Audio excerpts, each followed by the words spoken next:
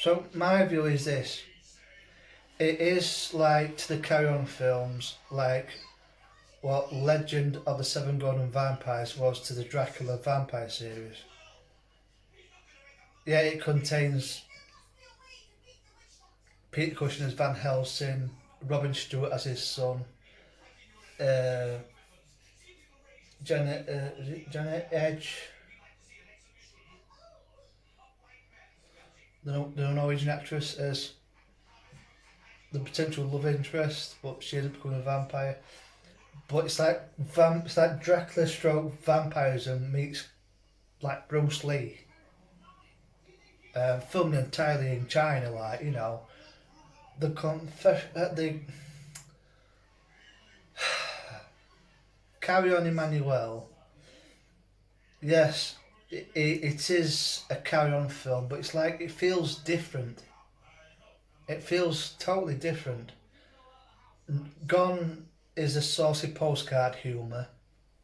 Um, yeah, it does have Joan Sims, Kenneth Williams, Kenneth Connor, Jack Douglas, um, and cameos by one brief cameo with Eric Barker was in a dinner sequence, Robert Downing, and obviously Peter Butterworth and Larry Dan, who has starred in a few Carry On films. So the essence is there, probably about the same quantity of cast as was in Carry On Jack, which is one of my least favourites. Watchable, but it's not in the top 10.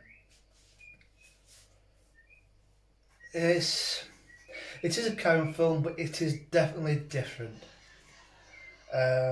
Probably trying to the Wikipedia pages and that say it tried to move with the times. It tried to compete with the 1970s sex comedies like What's Up, Super Doc, Ups and Downs of a Handyman, The Amorous Milkman, Rosie Dixon Night Nurse,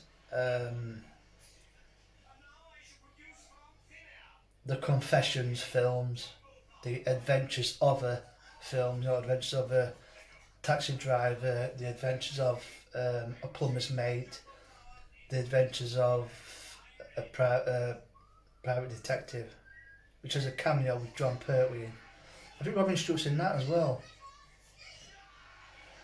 And they try to compete with that, but the only nudity I see in the film is you basically see the naked backside and back of Susan Danielle and Kenneth Williams.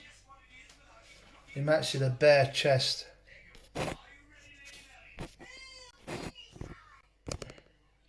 You might see the bare chest of Jack Douglas while he's being seduced in bed by Susan Danielle while she's on the phone to Larry Dan.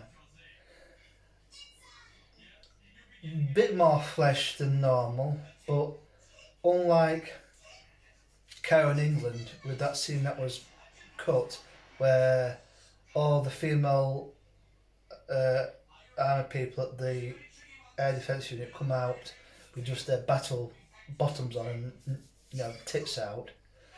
Obviously that scene was cut to satisfy the censors. That was more flesh than that. I mean, I don't know. So my final verdict on the film is that it is definitely not the best Carry On by any stretch. I mean, it was probably down in its arse by this time. Sid James had passed away a year and a half previous. The following year, Peter Butterworth passed away while in his sleep after doing a day's panto in Coventry.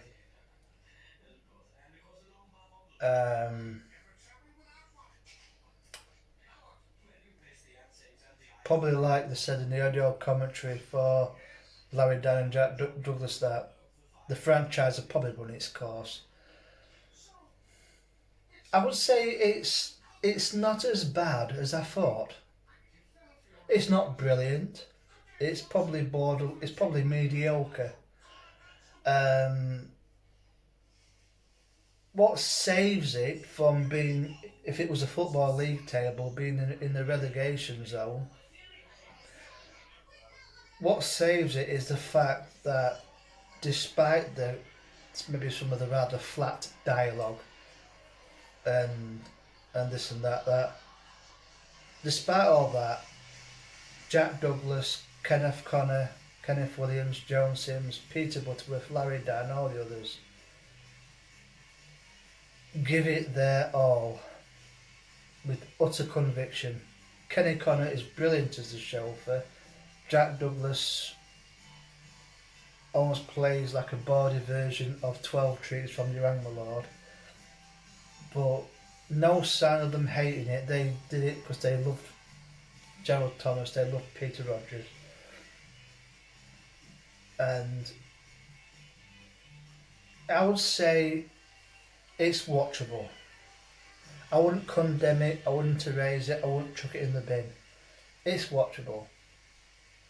So I would probably give it out of 10. I mean, this is an overly generous rating. I'll probably give it 6 out of 10. And that's being overly generous. Really, it should be maybe a 5 out of 10 or a 5.5. But for the fact that despite the not quite excellent script, and it was kind of a tired franchise by this time, 6 out of 10 is probably overinflated to some degree. But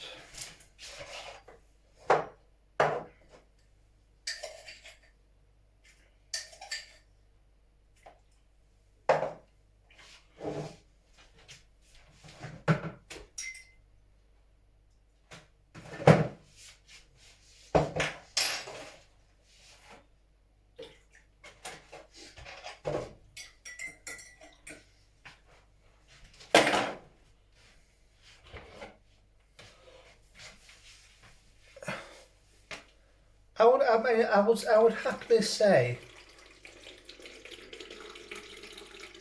I could watch it again. I never thought I'd say that. You know, all the time that I've owned these complete box sets,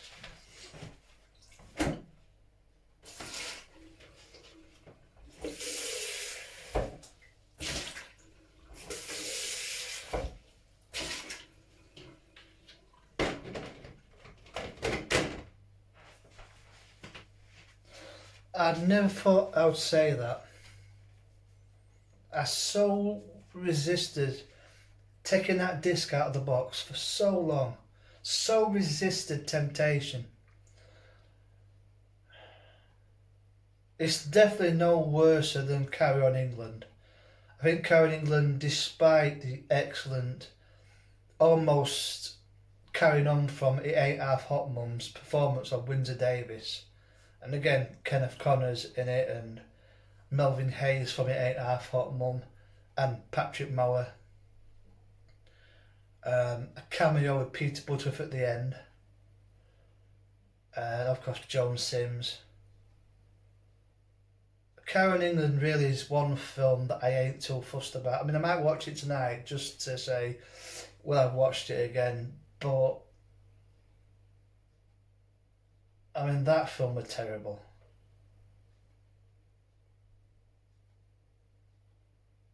But Carry On Emmanuelle, despite its average script, average plot,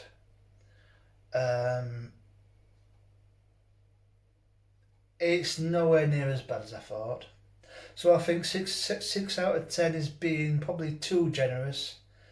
You know, it's more, like I said a couple of minutes previous, maybe a 5 or a 5.5. But for the sake of the cast's conviction in carrying on this film, despite the franchise like I said in the audio commentary at the time, there was no talk at the time that this would be the last Carry On.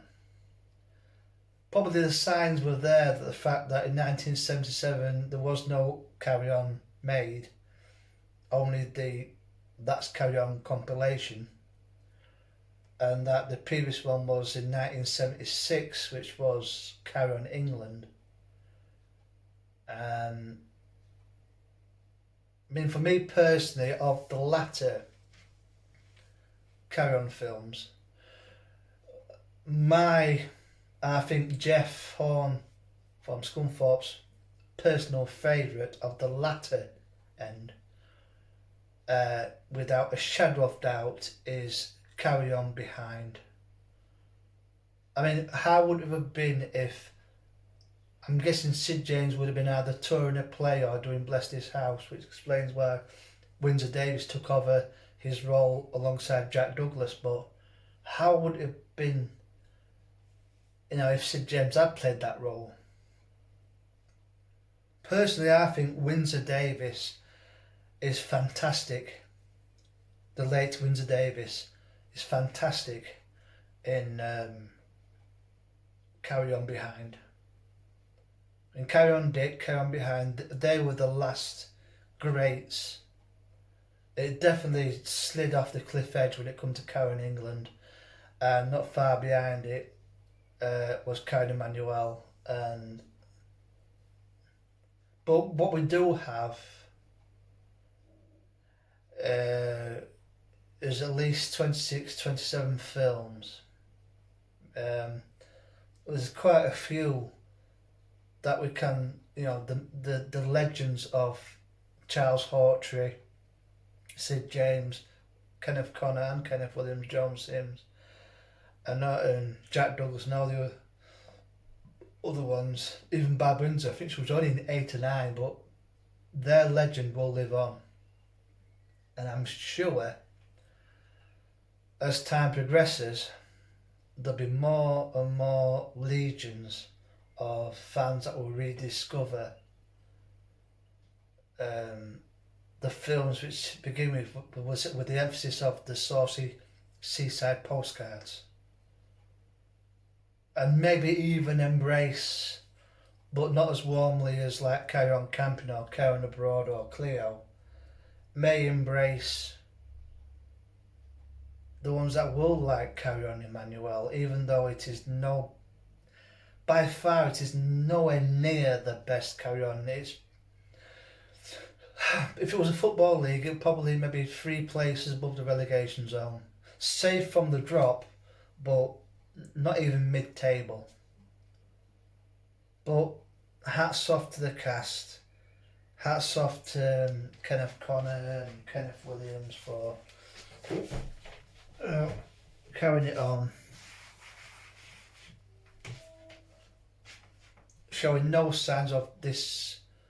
But apparently Kenneth Williams did diss it in his diaries. But he looks to be enjoying himself. So that's it. I would say Carry On Emmanuelle is nowhere near as bad as I thought it was. It's not fantastic, it's not brilliant, it's a bit shit in parts. But watch it. Not as many laughs as others. The bit we mentioned about that Susan Danielle flashing the cigar, try to get a reaction and it fails, and then the cliched slim, nice groomed hair, flares, 70s shirt walks past with that effeminate voice, ducky, gets reaction, a kiss and a wink, before the guard resumes his stern look.